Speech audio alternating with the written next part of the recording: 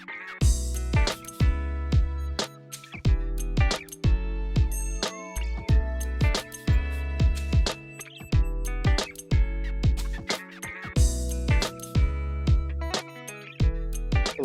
my name is Dr. Aaron Johnson, Chief Strategy Officer from the Consortium for Public Education.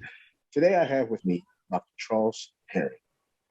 Dr. Herring is the Diversity, Equity, and Inclusion Director for South Fayette School District. Hello, Dr. Herring. How are you today? I'm great, sir. I'm great. How are you? I am well. I'd like to thank you for taking the time to do the interview with me today in terms of looking at education as a pathway to success. Can you tell us your name, your full name and position, please? I'm Dr. Chuck Herring. I'm the Director of Diversity, Equity, and Inclusion here at the South Fayette Township School District. I've been here at South Fayette. This is year number 7. I think this is my 3rd year in this particular position, one of the first in the Commonwealth of Pennsylvania as a Director of Diversity, Equity, and Inclusion. And I believe I'm the first in Western Pennsylvania. So pretty cool. The thing that's not so cool is that we actually have to have a position like this. So, but I'm glad that I'm the one that's in it because I have a passion for it, something that I love and something that I'm really excited and honored to be able to do. I'm a window for the majority of students in this space. And more importantly, I'm a mirror for, a lot of the kids here as well. In this space where there are very few students of color, particularly students who are Black. And I'm the only Black educator who's contracted on campus, right? There's a lot of students who need to see me, somebody like me, who's in a position of power, reverence, authority, whatever you want to call it, as somebody who could be technically in charge, from being a teacher, an administrator, or whatever. And so, because when they see me, then they realize that people who look like me, then they can aspire and strive to be like me or be better or do something else that we're in a space where there's not a lot of us, we can still do it. And for the people who don't look like me, they're able to have a relationship with someone like myself, who they're able to say, wow, when they get to be an adult, they're typically going to be on the side of the table where they're going to have an opportunity to hire somebody like you or hire somebody like me. And if they've never had any experience with anyone like us, then, similarity bias tends to creep in, and then they'll go ahead and hire someone like themselves.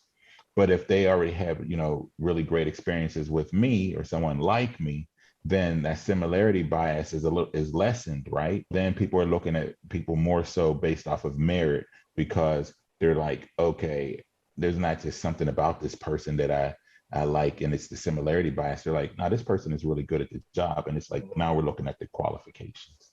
When you were growing up, did you have an educator of color that motivated you to become a teacher? And if not, what motivated you to become a teacher? I went to school with so many superstars as far as like adults. Like the kids that I grew up with turned into, they're just top of the field of everything, right? It's just so crazy. And I liken it and I attribute it to the fact that we had so many teachers of color.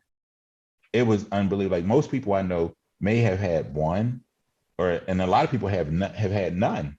I mean, but for us, I know I had Black teacher in 1st grade. I had a Black male teacher in 2nd grade. I had a Black teacher in 3rd grade. I had a male teacher in 4th grade and 5th grade. And in 5th grade, the other teacher was a Black male teacher. At my elementary school went K through 6. My 6th grade teacher was a Black woman. 7th grade, I had English, social studies, science. All the way through middle school, I had Black teachers. In high school, I had a Black principal. I had a Black guidance counselor. I had a Black football coach, a Black basketball coach. If you can see it, then you believe it, then you can do it, right? And so most people don't get a chance to see that. Most people like us, we only get to see, when people are super successful, we get to see the one. And that's what's happening now. Those kids, they get to see the one, but one is better than none. For our young folks, maybe you could tell them what type of skills are needed to become an educator. The number one thing that you need to be able to do in education is to be able to relate to people. And then I mean everybody, because everybody is coming in with a whole different uh, way of thinking, a whole different, just a ton of different perspectives. And so one of the things that I really attempt to do with all of my, people that I lovingly call my chuckleheads is, to get to know them, to build something that's a relationship with them, to have them, share things about, their things they're excited about. I'm interested in finding out about that. I'm interested in finding out about, when they're sad and how I can support them. I'm interested in learning different things. One of the things that I know, and this is something that I tell all new teachers, is that, you're coming into school as a new teacher, and you have a certain set of skills and knowledge that you want to impart upon your students. But before you can do that, you have to remember that your students have a certain set of skills and knowledge that they can impart upon you, because you're coming into their culture. If you have 25 kids, it's 25 to 1. You know what I mean? It's like, you got to remember that they got their own culture that you have to become a part of. And so it's like, so the way I look at it, there's this thing, it's called a third space, where I'm learning from you, you're learning from me, and together we're growing into this third, much more powerful mind, in this third space where we can trust each other, where we can love each other, where we can grow together. And so when it's time for me to push you to have a conversation, maybe of a disciplinary nature, I can do that because you know that I'm doing this out of your best interest. We know, like, in the next few years, there's going to be a lot of vacancies in education, teachers retiring. Why should students of color become teachers? A lot don't, because they didn't have the experience that I had. My school, I definitely felt like I belonged. I felt like this was my space. I felt like a sense of belonging. So I know that nowadays, since there's really a teacher shortage, and there is a dearth of teachers of color, just like, basically, if you were to look at it statistically, it's like zero, right? If you look at it's 4.5% in Allegheny County.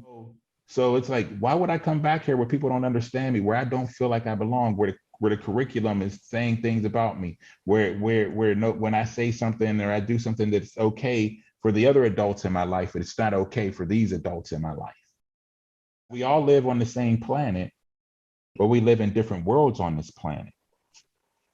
And so as we come in, our world has to intersect with the other world, but their world doesn't intersect with our world. And that's what I keep talking about, these relationships, because if you understand the ebb and flow of it, and you look at these kids as not just, saying things to get in trouble or do anything else, but we've been taught to question. My grandmother said to me, you better get good at asking questions, because the more questions that you ask, the sooner you'll find out if somebody is lying or not. Because you can ask as many questions as you want about the truth, and you'll always find out that it's the truth. But if you start asking questions about a lie, eventually you're going to find out that it's a lie. That's why people who are lying hate when you ask questions. So I was like, my grandma, she's brilliant, right? Yeah, that is brilliant. I like that. So it's like, so we've been taught to ask questions because we have to figure out the world sooner than others. Before we go, do you have any words of knowledge to impart to our audience today, in terms of, one, just being in education in general, and why we see they should see it as a viable? I think you talked about it already, like they see it as a viable career path, but just any parting words of knowledge you have. Don't be afraid. I think there's a lot of fear in education right now, especially with the politics of it and everything else. And I'm like, listen, we're here to support and help kids.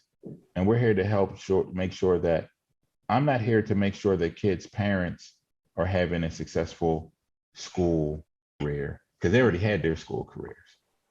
So I'm here to help the kids have successful school careers so they can be pushing forward into the future, because none of us knows what's going to happen, heck, 5 minutes from now, let alone 50 years from now, right? All I can do is set it up so you can't be afraid to learn. You need to be open to learning. You need to be a critical thinker, a critical consumer, and a critical questioner. And so if you do that, you're going to be awesome. And Wow. don't be, but to quote it, don't be scared.